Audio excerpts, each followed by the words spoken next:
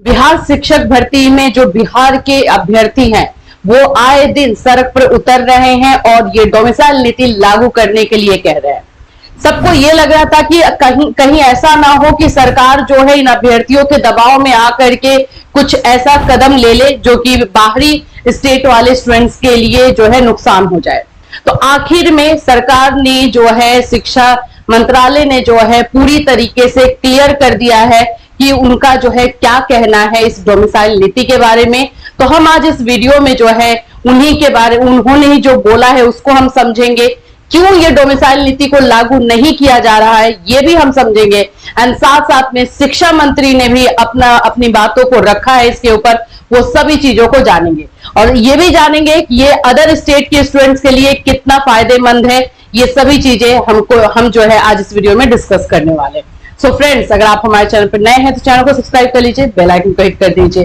BPSC से related हर वो news जो आप लोगों के लिए जानना जरूरी है आपको ये चैनल ला करके देता है, तो चैनल को सब्सक्राइब एंड शेयर जरूर कीजिएगा। आप मेरे पीछे देख सकते हो, यहाँ पर ये जो आप फोटो देख रहे हो ये आमिर सुबहानी जी का है जो कि मुख्य सचिव है बिहार के। इन्होंने कल आकर के एक प्रेस कॉन्फ्रेंस की, इसमें अपनी बातों को क्लियर तौर से रख दिया है। डोमिसाइल नीति क्यों नहीं लागू की जा सकती है?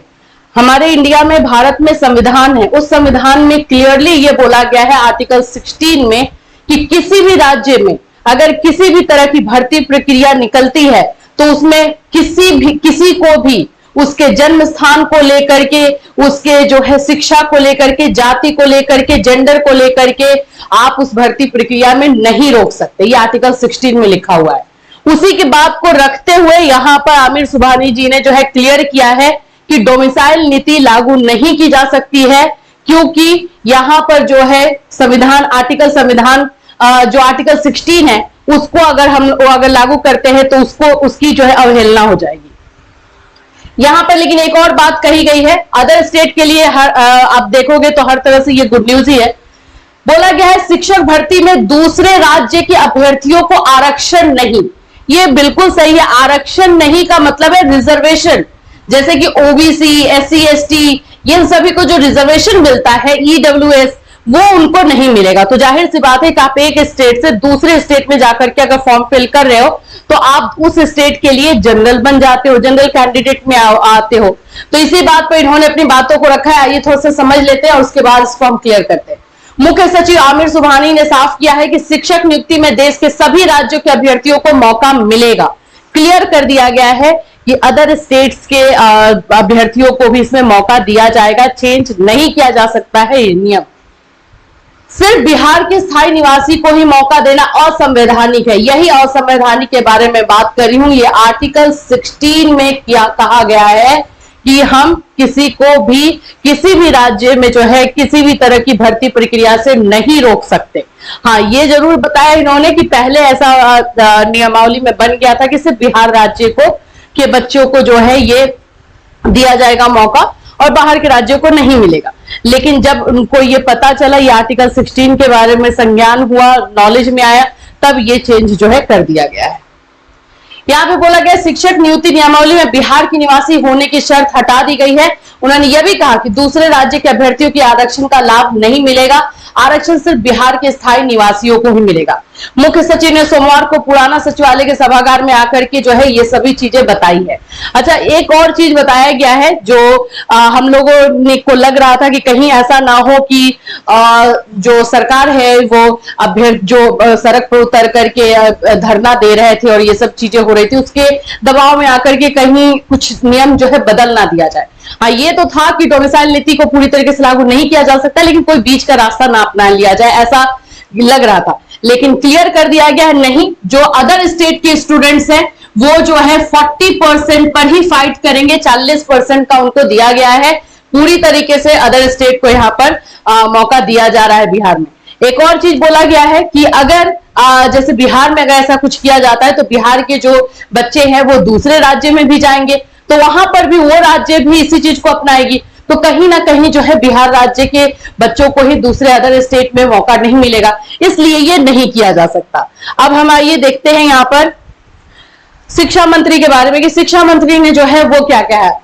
प्रोफेसर चंद्रशेखर जी, इन्होंने जो ये बातें कही हैं कल के उसके पहले जो इन्होंने इसके पहले बोला था उस पर पहले हम थोड़ा सा ध्यान देंगे।